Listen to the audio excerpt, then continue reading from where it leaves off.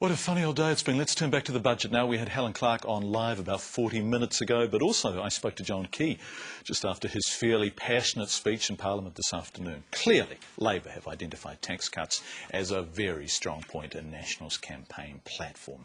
Poll after poll says you want them. Well, now Labor have delivered them. Where does this leave National? I asked John Key, can they outdo Labor in this tax cuts war? Can National give you more?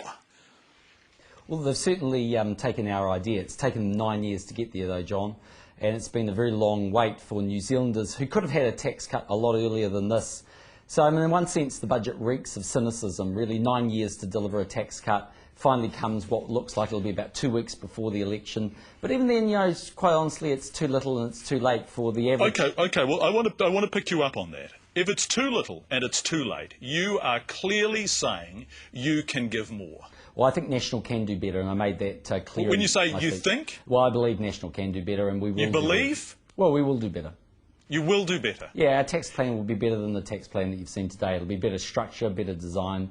Look, you know, New Zealanders have waited a long time. We see tax as a #1 priority, personal taxes. And the reason for that, it's not just about the dollars that it delivers, although they are important at a time when New Zealanders are really struggling under very high interest rates, have doubled under Labor, and very high expenses. But it's about the right incentives, backing Kiwis to get ahead in their life, you know, encouraging them to get further education or to go and take more responsibility in their job. It's not just an issue of money. Right, so you're going to do better. How are you going to afford to do better, given that it seems to me, looking at these figures, not just the tax cuts, but all the other money they've spent, that Michael Cullen has left the treasure chest entirely empty? Well, I'm confident we can. If you have a look, firstly, the government spends about $60 billion a year. There hasn't been any review of that for quite some time. So really, in the last decade, there's been no review. We know that in Australia, when the Labor government came in... Hold on a sec. So you are saying that in order to do better than Michael Cullen, you are going to have to cut government spending somewhere? We're going to cut waste out of the system. Cut government spending somewhere? Well, we've already indicated some areas of that. For instance, you know, I've made it clear that I'm going to... Take us through them. Where can you cut meaningfully to get the $1, $2, $3 billion you need to give people more than Michael Cullen has given? Let me just give you one example.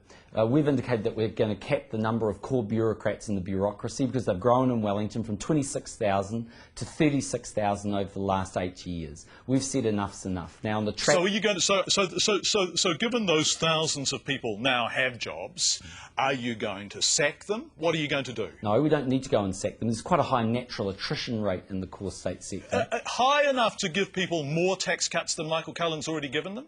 We're trying to say, look, for us, it's a matter of priorities. What is the most important? Yes, there's lots of things that he's announced that are luxuries. It's a nice idea to have an embassy, for instance, in Sweden. But is that a necessity at a time when New Zealanders are struggling to fill up the car and meet the mortgage? I don't think so. Okay, no, look, and I think that many people agree with you, and I think you have tapped into a call with this.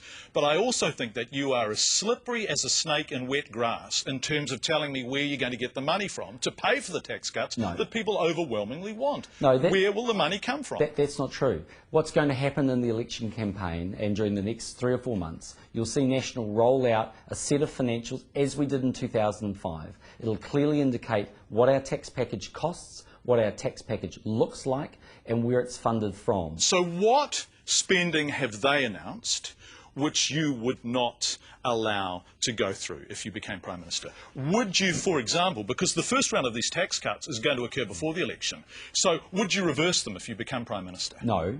No. In fact, we'll vote for the tax cuts because, not because we love the structure of the package, but New Zealanders have waited for 9 years to get what is effectively $16 per week if they're on the average okay, well, that's if you're on $40,000, you know, 28 if you're on $70,000. So you would let this go through and then you would get in and make them bigger?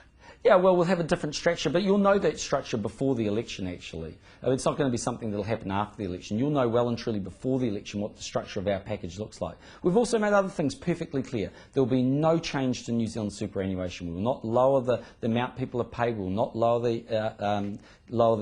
increase the age. We'll make absolutely no changes to New Zealand superannuation. So you're on the record saying that? Quite correctly, and more importantly, actually New Zealand super annuitants I believe will do better under National. And the reason they'll do better is because the way New Zealand Super is calculated is a function of after-tax wages. We'll be lifting after-tax wages, both through our tax cut, but also with our growth plan. We'll also make no changes to working for families. I've said earlier people will not be worse off under working for families. So, just before we go, because look, there is no doubt you're going to have to slash something or cut something in order to give people a whole lot more money than Michael Cullen's giving them.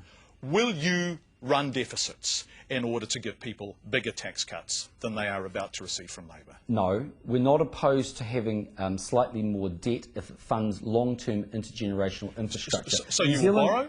For infrastructure, but not for tax cuts. We've made it quite... If you have a look at it, New Zealand does not have a debt problem. New Zealand has a long-term growth problem. If you have a look at the last 9 years, let's forget about the tax cuts for just a moment. New Zealand is now 22nd in the OECD.